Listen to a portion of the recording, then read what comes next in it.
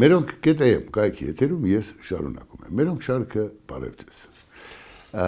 Ըստ էության ուզում եմ այսօր այս պահին ներկայացնել մի պատկեր, որ մեզ առաջիկայում սպասվում է ընտրությունների ժամանակ։ Ինչի հետ պիտի շփվենք, ինչ տեսակի հետ պիտի շփվենք եւ ինչ ունենք իրականում։ Ըստ այդմ սկսեմ ձերբակալված սրբազանից։ Ես հիմա էլ եմ ասում, նախորդ անգամ էլ ասացի, բացարձակ իմաստազուրկ էր այսպես ասած դատարանով որոշել, որ մի երկու տարի էլ պիտի այդ Աջաբահյանը նստի։ Ընդհակառակը պետք էր մեծ տուգանք նշանակել, չգիտեմ, տնային կալանք տար, ասել գնա վերենգի քեզ արգելում են քարոզանել, պետականորեն, որովհետև դու հակապետական բան ես ասել։ Այսպես, շատ կարճ, բայց Փաշինյանական մոտեցումները միշտ օրիգինալ են, շատ ավելին, քան կարելի է պատկերացնել։ Դրանք հաճախ զավեշտի են հասնում էսենը, բայց այդպիսին են, դեռ Փաշինյանի մասին կխոսեմ իր մոտեցումների, իր տեսակի։ Ըստ այդմ եկեղեցականները ակտիվանում են, նախորդ անգամ մի աստվածաբանության դոկտոր էր հրավիրել Պետրոս Ղազարյանը, անկեղծ ասեմ, այս մեկը հույսեր ներշնչող էր։ Այս մեկը շատ ավելի շուտ ժամանակին, երբ եղել է Սևանի, չգիտեմ, տեսուչներից մեկը, պարզապես ընդդիմացել է կաթողիկոս կոչված հանցագործին եւ չի կատարել վերջին շացած, թողել է դուրս եկել։ Այ այստեղ ես արժեք եմ տեսնում։ Այս արժեքով եկեղեցականները եթե հավաքվեն, մենք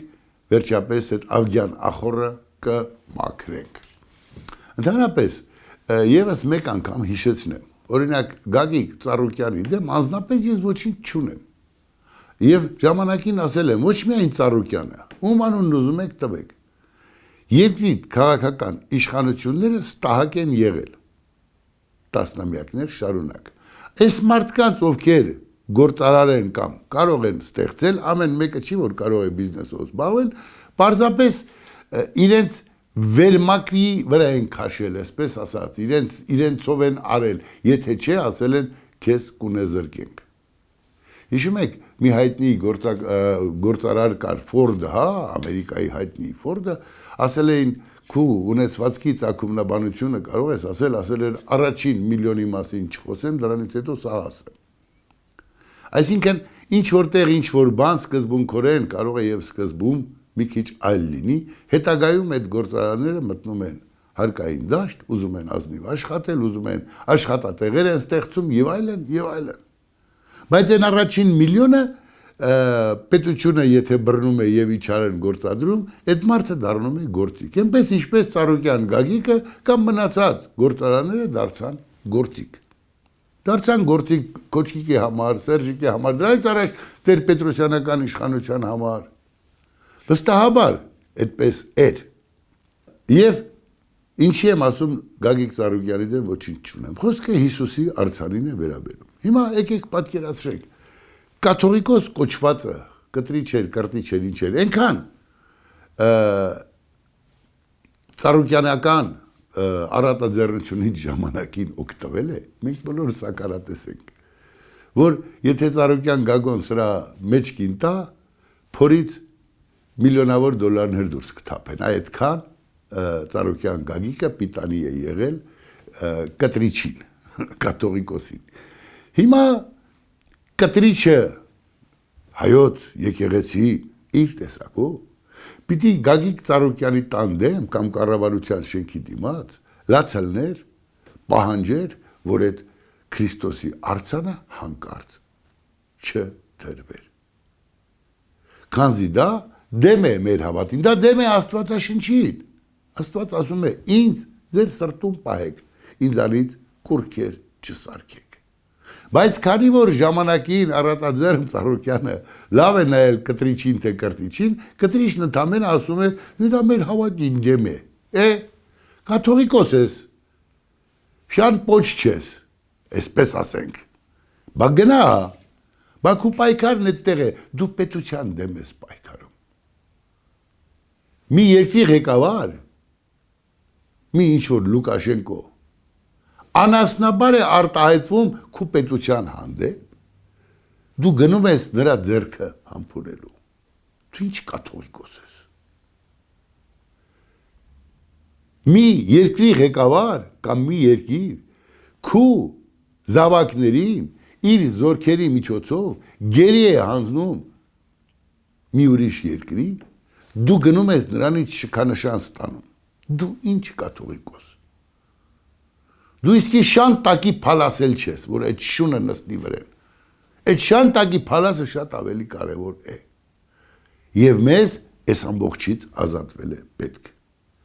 և այո, ինչքան նվիրյալ իսկ այդ մարդիկ կան, վերջը մի օր կհամախմբեն, պետք է մաքրել այդ աղբանոցը, մեղատեր Աստված, բայց դա աղբանոց է, չի կարող այդպիսի կաթողիկոս ունենալ հայ ժողովուրդը։ Սա այսպես, էլի եմ ասում, կոչ եմ անում, այդ արձանը մի դրեք, Աստծու անունով բիզնես չեն անում, ինձ ասում են, բա պատկերացնում ես ինչքան տուրիստ կգա, հա, պատկերացնում եմ, դա, եթե հավատացյալ մարդ եք, Աստծու անունով բիզնես չեն անում, Աստծու արձանը չեն դնում տուրիստից փող հավաքում և հպարտանում, թե ինչքան մարդ եկավ Հայաստան, այսպես չի կարող լինել, սա վատ է, սա գարշելի է, բայց առաջիկա ընտրություններում այս մի տեսակն էլ պիտի ունենանք, Աստծու արձան դնողները պիտի գան ասեն, որ մենք Աստծու արձան ենք դրել, մեզ ընտրեք։ Հիմա գանք Վարդան Ղուկասյանի Գյումրիում մեր ձևով շարժմանը, ասում է այդ ռուսական էմիսարը մեզ նվեր Սամվել Կարապետյանը և մնացած Սամվել Կարապետյանները, ովքեր դե հիմա ապրում են Ռուսաստանում, Ռուսաստանը այդ տեսակն ունի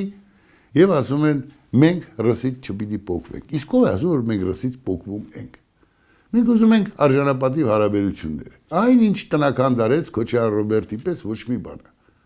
Սերժիկի նման ոչ մի բանը, առաջին նախագահի անունը չեմ տալիս, մի պարզ պատճառով, մենք այդքան տարի պատերազմեցինք, մի չոփ չոտարվեց Ռուսաստանին, հիմա ինչ կա իրանցն է, հիմա պետությունը դատի է տալիս, չգիտեմ, Կարապետյանից հեծն է տանում, մյուսից էս էնը, այդ ամբողջը Քոչարյան Ռոբերտի և Սերժիկ Սարգսյանի գուբերնատոր մնալու գիններ, մեր ինքնուրույնությունը վաճառքի հանեցին,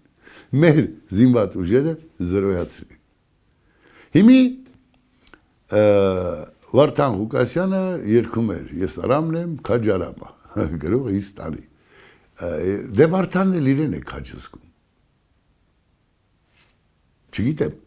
զամ, թե խնդամ, բայց գլխին գալիքը հասկանում է, ասում է ինձ տանում են կախարան, կախարանից պիտ գոչեմ, կեցե անկախ Հայաստան։ Նախ երաշիվը սխալ էր երգում, ես արամն եմ քաջարամը, ինձ տանում են կախաղան, և այսպես շարունակ, ինքը սխալ շատ էր երևի հուզված, այդպես չի, այդպես չեն տանում կախաղան, և արժեքը շատ ավելի բարձր էր արամի։ Եկեք, ասում է, մի խառնեք մեզ ձեր վայրի արջի ցեղերի, Վարդան ջան, Ղուկասյան ջան, մեկա, այդ հանցանքներիդ համար ձերբակալելու են քեզ, ինչ ես արել, ինչքան ես արել, ինչու ես արել, պիտի չանեիր, հիմա էլ պիտի թևերը չքշտեիր, մտնեիր, Գյումրին և Հայաստանը քու տեսակի կարիքը չունի։ Ինչու հայտնվեցին այդ տեսակները, էլի քաղաքական իշխանության մեղքով։ Նախկինները օգտագործեցին, ինչու փչացան մեր գեներալները, էլի քաղաքական իշխանության մեղքով։ Ինչ գործ ուներ Վարդան Ղուկասյանը, Գյումրու քաղաքապետ լիներ, մի հատ էլ աջ ու ձախ թուրը կտրելով ման գար, քաղաքական իշխանության վատ կառավարման մեղքով։ Երբ որևէ մեկը ինչ է գրած մեր սահմանադրության մեջ, Հայաստանը ինքնիշխան պետություն է, անկախ և այլն, հանկարծ ինչ որ մեկը ասում է այդ անկախությունը տանք ռսին, կամ ամերիկացուն, կամ թուրքին, կարևոր չի, հանկարծ պաշտոնապես հայտարարում են։ Հնարավոր չի նորմալ երկրում, և այդ մարդը երկրի քաղաքապետ է մի քաղաքի։ Ով է մեղավոր։ Երկրի քաղաքական իշխանությունը։ Թե նախկին, թե ներկա։ Ինչու բազմաթիվ կռվող տղերք, չգիտեմ, դարձան չարիք։ Քաղաքական իշխանությունը այս մարդկանց իջար օգտագործեց։ Ինչու Մանվել Գրիգորյանը այդպես եղավ։ Ընդամենը քաղաքական իշխանությունը պիտի ասեր տղա ջան, այս երկու փամփուշտը կրակել ես, լավ ես արել, գեներալ ենք տվել քեզ, տեղդ վերենգի, մնա գեներալ։ Ինչի սարքեցիք բիզնեսմեն, պատգամավոր, քաղաքական գործիչ, այն ինչ իր վրով չէր։ Սարքեցին, հետո էլ եկավ ժամանակը եւ այս հասարակության աչքի ծնգած մարդիկ հերթով, այսպես ասած, այդքան չարչարանքը ջուրը գցեցին։ Բայց քաղաքական իշխանությունները չուզենային, ոչ մի մանվել իրեն այդպես չէր պահի, ոչ մի շմայս իրեն այդպես չէր պահի, ոչ մի գեներալ իրեն այդպես չէր պահի, ոչ մի բիզնեսմեն, ոչ մի գործարար իրեն անպատիժ չէր պահի, բայց քաղաքական իշխանությունները ընտրությունից ընտրություն օգտագործեցին այս մասսային, այս հատվածին։ Այս ամբողջի պատասխանատուն էլի իշխանություններն են, ինչ որ մասով նախկին, ինչ որ մասով ներկա։ Ներկա իշխանությունը, ես տարիներ առաջ եմ ասել, Նիկոլ Փաշինյանի են, որը բան ասած խոսք ասում, մերը չմեռնի, նա այն թավոր տղա է, նա այն գլխից որոշել էր, որ ես հասկսելու է վերջում հերթով դրպակալել։ Հլա միջև այդ մի հատ հակակոռուպցիոն կոմիտե դնենք անունը, կաթիլ սկսենք բացահայտել, ֆոնը ստեղծենք, հետո հերթով կհավաքենք եւ ինքը շատ վստահաբար գնում է վերընտրվելու կամ վերարտադրվելու ճանապարհով։ Ասեմ դες հավանականությունը վերարտադրվելու մեծ է, բայց հիասթափությունն էլ այնքան մեծ է։ Ինձ որոշները հենց դրական որևէ գործի մասին դրական եմ արտահայտվում օրվա կառավարության, իհարկե անբարոյական մոր զավակներ էլ կան հայհոյում են, թե դու Նիկոլի պաշտպանն ես։ Աստված մի ասի, ես որևէ մեկի պաշտպանը լինեմ։ Ես կարող էի իմ խոսքով Ծառուկյանի պաշտպանը լինել, չգիտեմ, կաթողիկոսի պես փողեր փորձեի ուտել կամ որևէ գործարարի կամ չէ, ես որևէ մեկի պաշտպանը չեմ, հատկապես որևէ իշխանավորի։ Այնտեղ որտեղ ճիշտ է, այնտեղ որտեղ սխալ է։ Եվ Նիկոլ Փաշինյանի պարզունակությունը ինձ շատ է վշտացնում ու հիասթափեցնում։ Այս մարդը շատ պարզունակ է, չափից դուրս։ Աննան եկել է, խորոված եմ անում, Չինաստանից է եկել։ Արա, էլի ուրիշ բան էլ պիտի անես կարոտից, սպասում ենք հաջորդ սերիային, էլ ինչ եք անելու։ Միթե կարելի է կենցաղը, չգիտեմ ինչ-որ մի արժեքով ներկայացնել։ Ով է ասում, որ այդքան Ալեն Դելոնի տեսքն ունեք, որ ամեն առավոտ մի երաշչյան տոքս այսպես խրախտ կանում։ Այդ ինչ, այդ ով չի գործի գնում։ Ձերքեր այդ հնարավորություն էին գել նկարվելու։ Գնացել է Չորաթան, ասում է գնացի Չորաթան, Բերտ, պատկերացնում եք, Տավուշ աշխարհ, հրաշք, հեչատ։ Գնացի նկարների ցուցահանդես, երեխաների նկարեն Մասիս սար, արած սար, ինչու։ Որովհետև արած սարը Հայաստանի խորհրդանիշն է։ Որովհետև ով Հայաստանը հիշնում, տանտեր արած սարը դիմացն է։ Արած սարը բիբլիական սար է։ Արած սարից է սկսել մարդկությունը կործանված։ Աշխարհի քաղաքացին, աշխարհի մարդը գալիս է Հայաստան, Արարատը ավելի գեղեցիկ է եւ Արարատը աշխարհին հայտնի է հենց այս կողմից, այդ նկարներով։ Եվ երեխեքին սովորացրել են այդ խորհրդանիշները նկարել։ Հիմի ուզեք, չուզեք, թուրքերն ուզեն, չուզեն, դուք ուզեք, չուզեք, Նիկոլ Փաշինյան, Արարատ սարը այդ տեղ է, թե թող նկարեն։ Ուզում եք ավելի լավ բան, սուսուփուս հանրական տվեք, առանց ավելորդ թութքից տարապողի պես ճղճղալու, զարմանալու ու զայրանալու։ Նկարեք տեղի բնությունը, նկարեք այդ հրաշքը, երեխեքին հանձնարեք, թող նկարեն, թող այդ հրաշքն էլ տարածվի։ Բայց Արարատ սարը չես կարող կտրել։ Այո, գուցե կան ծայրահեղություններ, չգիտեմ, ասենք, ցեղասպանության թանգարանն է նկարել, հուշահամալիրը։ Իսկ ով է ասում, որ այդ մեր ցավը չէ։ Ով է ասում, որ դուք մեկ հարվածով այդ պիտի մոռացության տակ կամ կարող եք, կամ չեմ էլ կարծում, թե ուզում եք, Նիկոլ Փաշինյան։ Բայց այդքան պարզունակ լինել պետք չի, հողմերին սանձել չեք կարող։ Մեկ անգամ պատմել եմ, էլի պատմեմ։ Մի հարս առավոտյան հավերին տեսնում է տուն են մտել եւ ասում են սիկտիր։ Ադրբեջաներեն բառ ռադեղիկ։ Կեսուրը զանգում է խնամուն, մորը կանչում է, ասում է հասկանում ես, աղջիկդ, տղեկ բառ օգտագործես, գետինը մտա։ Մայր աղջկան խրատում է, ասում է բալիկ ջան։ Ինչու ես ասում սիկտիր, ասա քշա, իրանք սիկտիր կլնեն կգնան։ Վերջապես երբ պիտի հասկանաք ես պարզ ճշմարտությունը, որ գոմփով մեխին չեն տալիս, որ այսպես ասած թազա հավեր ու երկաթե ձվեր ածելով չի լինում, որ ամեն ինչ շատ ավելի նուրբ ու զուսպ պիտի լինի, որ որևէ մեկին չի հետաքրում կամ շատ տհաճ է, ասում մականիկը սեկել է խորոված եմ անում, մեզ էլ ցույց եք տալիս, վերջի վերջո դուք վարչապետ եք, գրողը ինձ տանի, գոնե սիրուն գրողը լինի, դուք շարքային խորոված անող չեք, ինչ կարիք կա ամեն անգամ, են որ ասում եք կթան կովի պես, թողեք ձեզ կթեն, հետո քացով տակ է դույլը թապեք, իդեպ են Ավենյան Տիգրանին